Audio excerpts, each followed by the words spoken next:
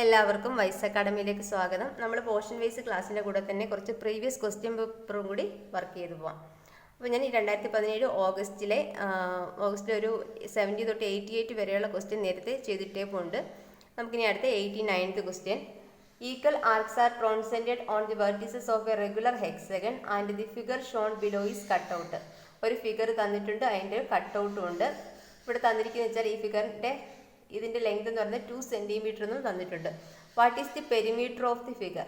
ഈ ഫിഗറിൻ്റെ പെരിമീറ്റർ ആണ് നമുക്ക് കണ്ടുപിടിക്കേണ്ടത്. Option A pi centimetre square, option B 2 pi centimetre square, option C എന്ന് പറയുന്നത് 3 pi centimetre square and option D എന്ന് പറയുന്നത് 4 പൈ സെൻറ്റിമീറ്റർ സ്ക്വയർ ആണ്.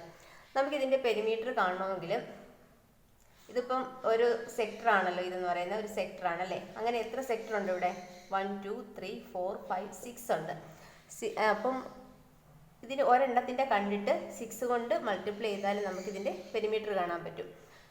നമ്മൾ ഈ ഒരു സെക്ടർ എടുക്കുന്നു. നോക്കാം, ഇവിടുന്ന് ഇവിടം വരെയുള്ളത് 2 സെൻറ്റിമീറ്റർ തന്നിട്ടുണ്ട്. അപ്പം ഇവിടുന്ന് ഇവിടം വരെ എത്രയായിരിക്കും? 1 സെൻറ്റിമീറ്റർ ആയിരിക്കുമല്ലോ. അന്ന് പറയുന്നത് അതിൻ്റെ എന്താണ്? റേഡിയസ് ആണ് അല്ലേ. അതുപോലെ റെഗുലർ ഹെക്സഗൺ എന്നും തന്നിട്ടുണ്ട്. Regular hexagon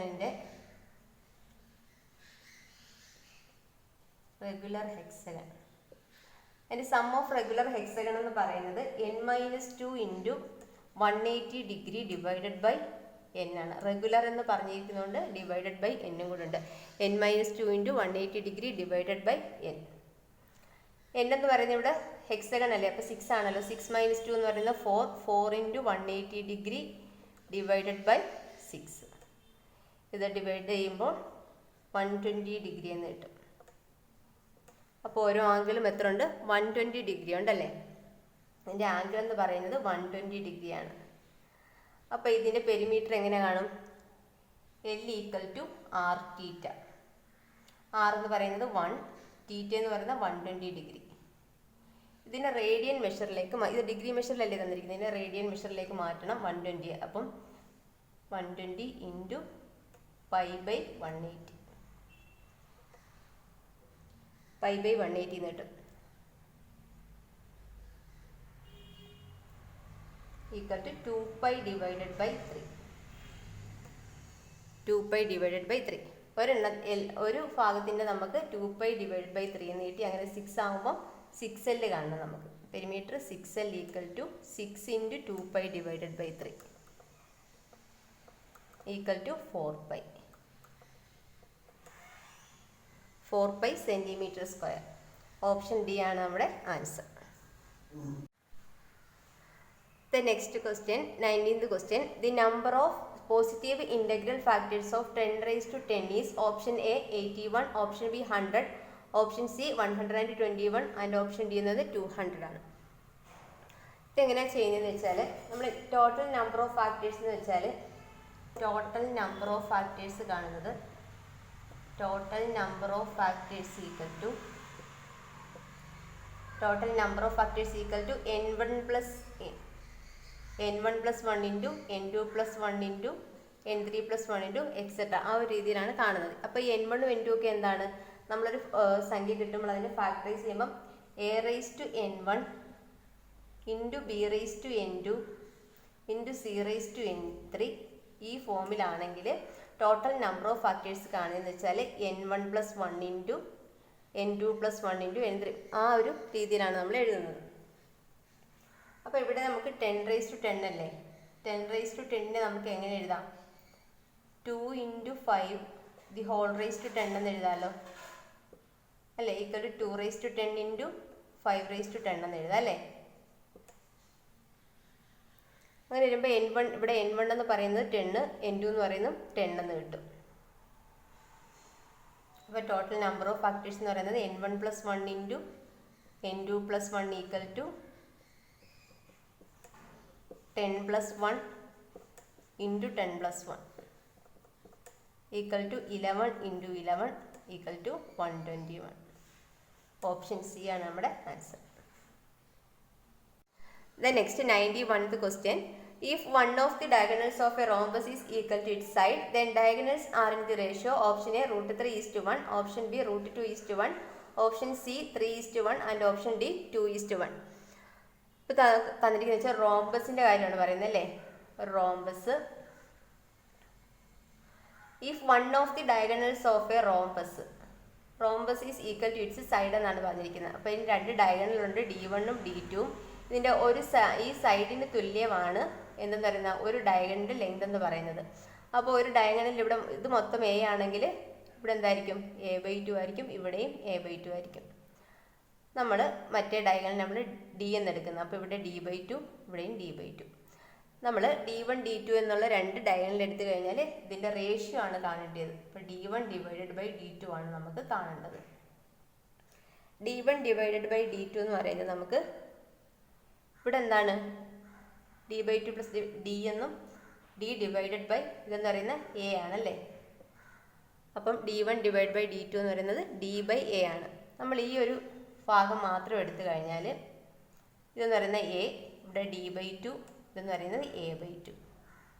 നമുക്കിതിനകത്ത് D/2 equal to എന്തെന്ന് എഴുതാം, D/2 equal to √A² minus A² divided by 4 എന്ന് എഴുതാമല്ലോ.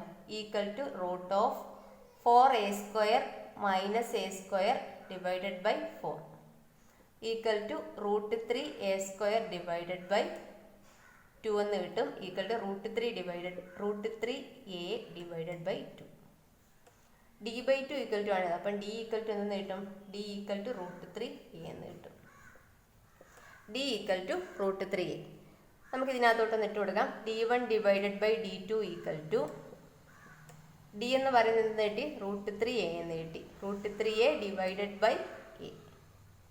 ഇവിടെ എയും എയും ക്യാൻസലായിപ്പോവും. ഈക്വൽ ടു √3/1 എന്ന് കിട്ടും. ഇപ്പോൾ D1ഉം D2ഉം തമ്മിലുള്ള അംശബന്ധം എന്ന് പറയുന്നത്, റേഷ്യോ എന്ന് പറയുന്നത് √3:1. ഓപ്ഷൻ എ ആണ് നമ്മുടെ answer. Then 92th question. The angle of a triangle are in arithmetic sequence and the ratio of the largest angle is 3 times the smallest. Then the smallest angle is option A 30 degree, option B 40 degree, option C 45 degree and option D 60 degree. ഇവിടെ തന്നിരിക്കുന്നത് വെച്ചാൽ the angles of A triangle in arithmetic sequence അല്ലേ. അപ്പോൾ നമ്മൾ arithmetic സീക്വൻസിൽ നമ്മൾ എങ്ങനെ എടുക്കുന്നത്, അപ്പം A-D, A+D എന്നുള്ള രൂപത്തിലാണല്ലോ നമ്മൾ സംഖ്യകൾ എടുക്കുന്നത്.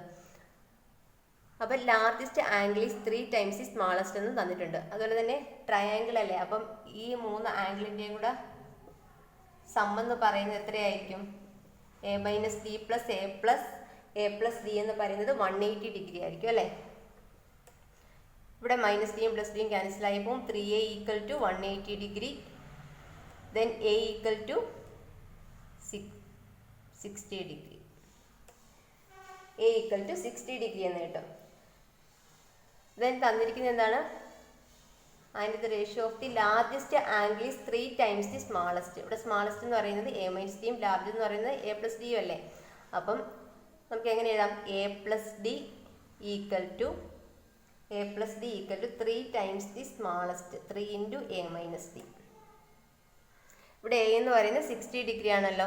60 degree plus D equal to 3 × 60 degree minus D. 60 degree plus D equal to 180 degree minus 3D.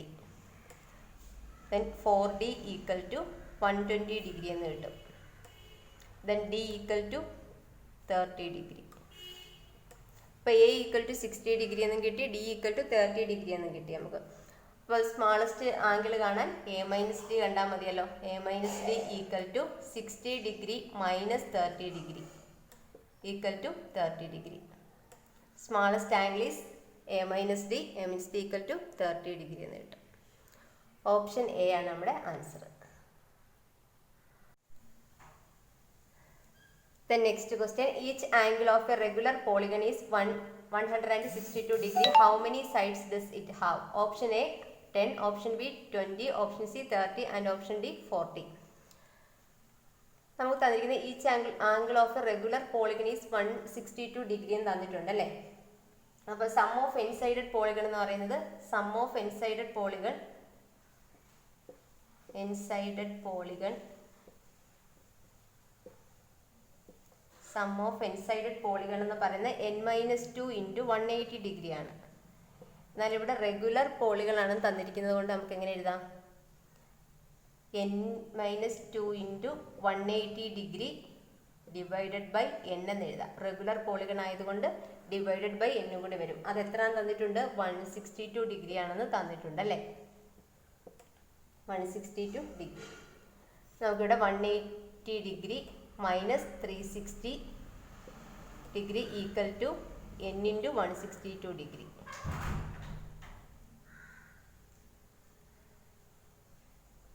(180 minus 162 into n equal to 360 degree എന്ന് എഴുതാം. Then 18 degree n equal to 360 degree. Then n equal to 20 എന്ന് കിട്ടും. Option B ആണ് ഇവിടെ നമ്മുടെ answer. നമുക്ക് next വീഡിയോയിൽ ബാക്കി പ്രോബ്ലം ചെയ്യാം. Okay, thank you.